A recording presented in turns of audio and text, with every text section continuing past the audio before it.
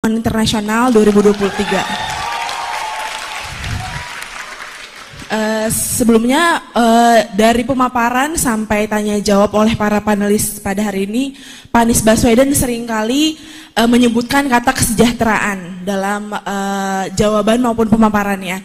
Nah Pak, kebetulan saya berasal dari keluarga dengan ayah seorang PNS. Saya ingin bertanya kepada Bapak mengenai mencapai kesejahteraan tersebut, apa yang akan Bapak lakukan sebagai presiden jika nantinya terpilih, padahal utang janji Bapak pada PNS pada saat pandemi waktu itu saja belum Bapak lunasi mengenai pinjaman gaji para PNS yang Bapak gunakan untuk menangani pandemi pada saat itu. Beberapa PNS menyatakan bahwa beberapa persen dari gaji mereka belum dikembalikan oleh Bapak. Jadi bagaimana pertanggungjawaban Bapak nantinya untuk hal tersebut dan untuk kesejahteraan Indonesia ke depannya? Saya juga menyadari bahwa ada beberapa pertanyaan daripada para panelis di depan tadi yang belum sempat Bapak jawab, yaitu mengenai strategi diplomatik Indonesia sebagai pemimpin global dan juga mengenai realitas permasalahan aborsi yang belum terselesaikan dan belum mencakup korban-korban kekerasan seksual di Indonesia ini. Terima kasih.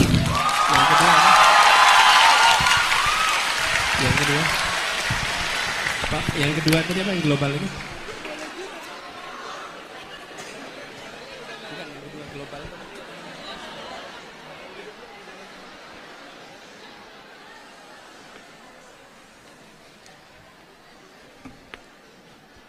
Baiklah, sebelumnya terima kasih atas kesempatannya. Perkenalkan, nama saya Alia Al-Kautsar, saya dari jurusan Antropologi Sosial. Oke, baik, pertanyaan saya yang pertama adalah, jadi Pak, yang seperti yang kita ketahui bahwa sebenarnya kontribusi dalam pemilu itu ibu-ibunya lebih banyak Pak. Jadi kalau kita bisa lihat, kalau misalnya lagi pada pemilu tuh, pasti lebih banyak ibu-ibu yang banyak kontribusi kan, kayak ayo kita pilih Pak Anies, ayo kita pilih bapak-bapak yang lain dan sebagainya. Tapi Pak, apakah sebenarnya para ibu-ibu ini sudah mendapatkan semacam sosialisasi gitu Pak? Sepertinya tuh sebagaimana sih Pak, seorang pemimpin yang baik itu seperti apa dan apa yang sebenarnya Bapak sedang tuju? Dan pertanyaan saya adalah, apakah sebelumnya sudah ada sosialisasi mengenai untuk memilih pemimpin yang tepat untuk masa depan nanti kepada ibu-ibu khususnya Pak? Nah, dan berikutnya pertanyaan saya adalah, Pak, kita teman-teman yang sudah mendapatkan beasiswa LPDP itu selalu digetolkan gitu ya Pak, bilang katanya kuliah yang jauh jangan lupa pulang. Tapi gimana kalau misalnya kita ketika pulang sumber dayanya tuh tidak mengkualifikasi kita sebagai seorang mahasiswa Pak. Jadi kita selalu diberi tahu bahwa ayo pulang, berikan dampak ke negara kita sendiri. Tapi ketika kita pulang, justru kita sebagai SDM yang berkualitas malah disia-siakan Pak. Jadi bagaimana Pak kontribusi negara untuk kita sebagai SDM yang memang berkualitas? Terima kasih. Terima kasih. Terima kasih ya, 3 penanya mahasiswa. Pak Anies, kalau panelis-panelisnya yang bertanya saya agak tenang. Kalau mahasiswa yang bertanya saya nggak begitu tenang nih Pak Anies. Udah bener Pak, begini Pak, sudah seharusnya seperti ini. Ya, harus begini ya, betul. Harus begini. Terima kasih. Silakan Pak Anies. Ya. Di sini letak serunya kampus, Bu. Jadi ada kebebasan berekspresi. Nah, pertama begini, Farel, terima kasih. Ketika tadi Farel cerita tentang partai yang mengusung, lalu bagaimana nanti mengatur kebijakannya. Ketika di DPR kemudian berada dalam posisi bukan mayoritas. Ya. Nah, tentu secara umum kita ingin agar perolehannya di pemilu juga tinggi. Itu prinsip nomor 1. Karena itu yang diperjuangkan bukan hanya eksekutif, tapi juga legislatif. Tapi pada akhirnya kekuatan proposal kebijakan itu pada konten kebijakannya. Ketika kebijakannya itu berorientasi kepada masyarakat banyak, memberikan manfaat, maka eksekutif, pemerintah, itu bisa mengkomunikasikan pada publik dan meminta dukungan publik. Karena untuk kepentingan masyarakat. Nah, kami merasakan ketika di Jakarta dulu, saya mengikuti pilkada tidak bersama dengan pileg. Jadi partai yang mendukung, ada 9 partai di dalam DPRD, dan yang mendukung kami hanya 2. Yang 7 tidak dalam posisi mendukung. Tapi apa yang terjadi? Persuasi, sampaikan gagasan yang tadi saya sampaikan, gagasan-gagasan disampaikan, argumen dibangun, data-data dikumpulkan, sehingga itu menjadi sebuah kekuatan. Jadi kita melihat kekuatan ide, kepentingan umum itu sebagai faktor terbesar. Nah, kalau kebijakannya, nih contoh nih, kalau kebijakannya tidak mementingkan kepentingan umum, ya, kemudian dia partisan, maka dia perlu otot politik buat jalan. Karena kalau tidak ada otot politik, ide itu nggak bisa jalan. Kenapa? Karena dia tidak menggunakan data, dia tidak menggunakan dasar saintifik, karena itu dia butuhnya otot politik. Tapi ide yang baik, ide yang memberikan manfaat pada orang banyak, itu idenya sendiri punya otot, gitu. Idenya sendiri punya daya tarik, idenya sendiri bisa jalan. Jadi saya melihat bahwa cara itu yang harus kita gunakan, gitu ya, Farel. Terima kasih.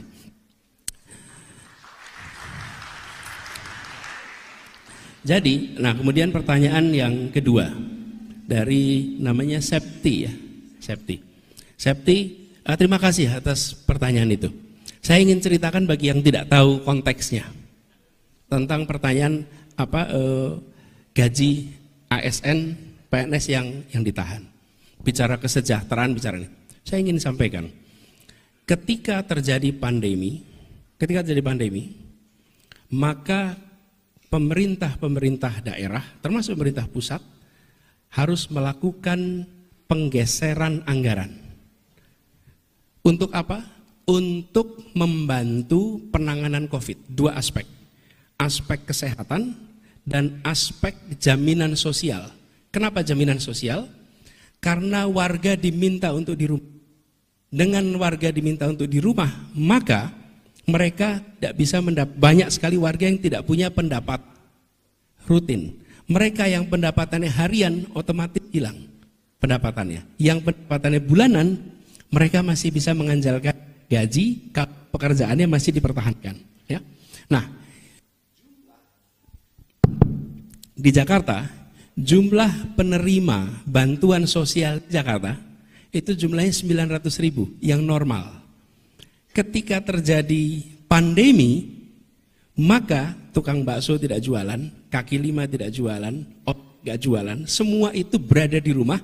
Yang asalnya 900.000 yang harus ditanggung oleh pemerintah karena berada di dalam posisi tidak punya pendapatan yang cukup, itu meningkat angkanya sampai sekitar 3,3 juta keluarga. 900.000 itu keluarga. Maaf.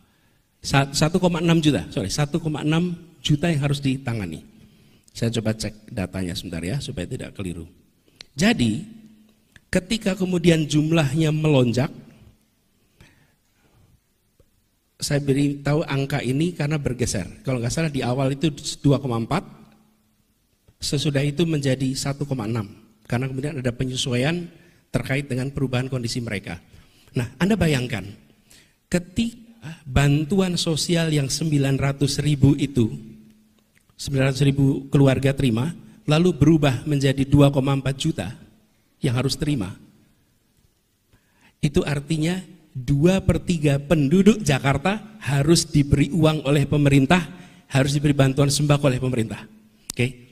Jadi saya sebagai gubernur pada waktu itu mengumpulkan ASN dan saya membuat rekaman, kalau boleh Bung BEM dan itu saya berikan nanti link rekaman, Anda lihat rekamannya. Pada waktu itu saya berbicara pada seluruh ASN. Sekarang ini ada uang nilainya 1,6 triliun, mau dipakai untuk 60.000 ASN atau mau dipakai untuk menghidupi 2,4 juta keluarga di seluruh Jakarta. Itu TKD-nya, tunjangan kinerja daerah. Jadi saya katakan pada ASN, kami teruskan uang ini pada Anda dan diterima oleh 60.000 ASN. Atau Anda hibahkan uang ini kepada warga Jakarta dan beritahu anak istri, suami, bahwa uang itu bukan diberikan untuk pemerintah, uang itu diberikan pada tetangga Anda yang hari ini tidak punya pendapatan karena mereka terdampak oleh pandemi. Kabari pada mereka.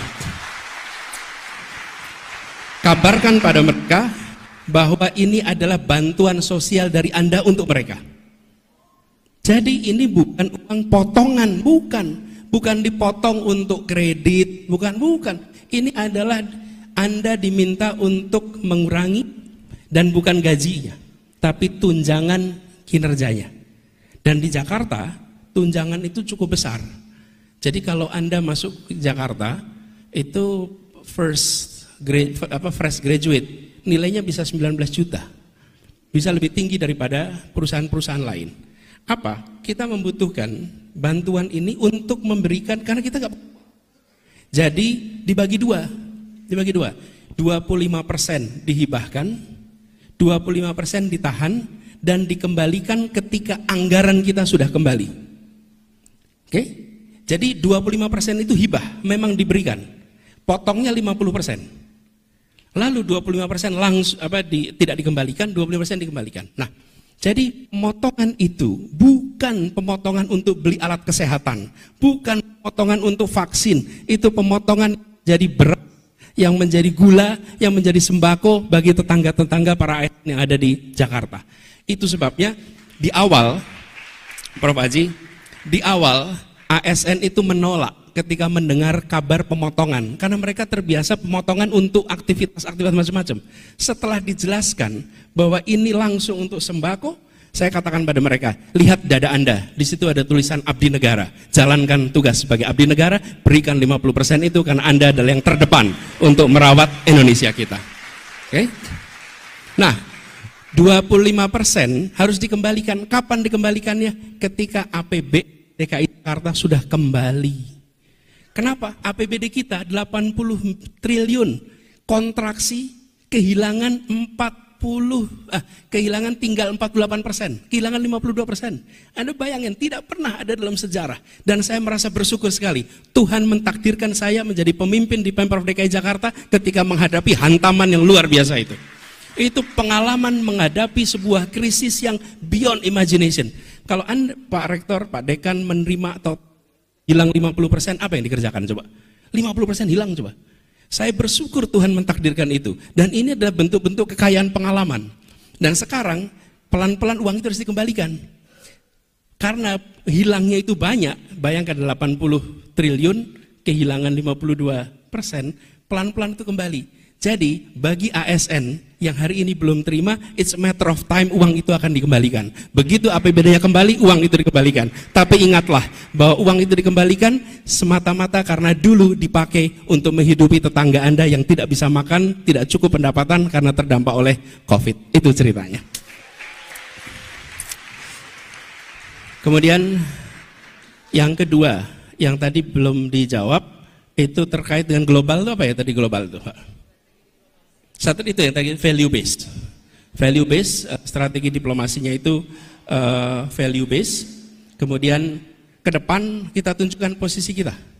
Lalu terkait dengan isu yang terakhir, saya katakan dua-duanya, isu masyarakat adat maupun isu aborsi sama. Bicarakan lengkap. Untuk kepentingan apa? Kepentingan masyarakat adat yang nomor satu. Yang kedua, kepentingan korban, kepentingan perempuan. Jika bicara tentang perempuan, maka bicaranya bukan hanya dalam kasus kecil ini, kasus mikro, tapi bicarakan dari mulai menghormati perempuan, membuat agar mulai dari catcalling itu menjadi sesuatu yang salah, sampai kepada bagaimana kita menghargai perempuan. Saya sering sampaikan, kalau kita lihat ini mindset kita harus diubah, pandang perempuan sebagaimana kita memandang ibu kita. Jadi hormati, hargai, lindungi. Dan di masyarakat ada 4 dari sini, perempuan, anak, lansia, penyandang disabilitas. Bila negara memperhatikan 4 itu, maka sisanya yang lain akan lebih baik. Nah, jadi terkait pada aborsi sama. Seperti juga masyarakat adat, kumpulkan siapa saja pakarnya, masyarakat korbannya, NGO yang selama ini menangani para korban. Oke, kemudian unsur pemerintah, lalu kemudian fasilitator, dan disitulah kemudian memunculkan policy option. Tapi ujungnya apa? Kepentingan korban, kepentingan perempuan yang nomor satu. Gitu jawabnya, sama saja dua-duanya. Pak Anies, saya rasa yang terakhir tadi mengenai pendidikan politik atau sosial politik untuk kaum ibu ya, perempuan ya. Ya, terima kasih. Boleh, makasih. Yang terkait terakhir ini, maaf namanya siapa tadi? Bu Alia. Alia, terima kasih. Jadi ibu adalah faktor yang sangat penting. Menurut saya bukan hanya dalam urusan politik, tapi tiang negara, tiang keluarga, dan penentu sangat mendasar pada pembekalan pendidikan anak-anaknya. Nah, mereka menjadi bukan hanya aktif di dalam aktivitas keluarga, tapi kalau saya melihat pembangunan ke depan terkait kesejahteraan, kita harus mengandalkan peran ibu. Saya mau cerita Jakarta saja, Pak. Apa? PKK. PKK itu instrumental sekali untuk meningkatkan kesejahteraan di keluarga dan di lingkungan. Ada namanya Dasa Wisma, satu ibu mengelola 10 sampai 20 keluarga yang dalam pantauannya. Kami di Jakarta mengandalkan program-program itu dengan ibu-ibu ujung. Dan ibu-ibu PKK itu lebih tahu di masyarakatnya dibanding petugas pemerintahan manapun juga. Dia yang paling tahu. Dan ketika kami melakukan sensus, Pak, itu ada namanya Jakarta 1 program data. Itu adalah sebuah program kita mengumpulkan data tentang masyarakat. Kita mengandalkan siapa menjadi enumerator, bukan pemerintah, tapi ibu-ibu PKK. Dan ibu-ibu PKK itu lebih tahu jumlah penduduk daripada penduduk dinas Dukcapil kita. Kenapa? Dia tahu rumah ini isinya berapa, rumah itu isinya berapa, kos-kosannya berapa, siapa sehat, siapa sakit. Jadi kami melihat bukan hanya sebagai media untuk sosialisasi, tapi ibu-ibu adalah penggerak pembangunan paling depan dan organisasinya sudah ada. Hanya selama ini pemerintah tidak mengoptimalkan peran ibu dan lewat PKK ini. Padahal seluruh Indonesia ada. Lewat ibu-ibu itu program akan jalan dengan luar biasa, pasti luar biasa.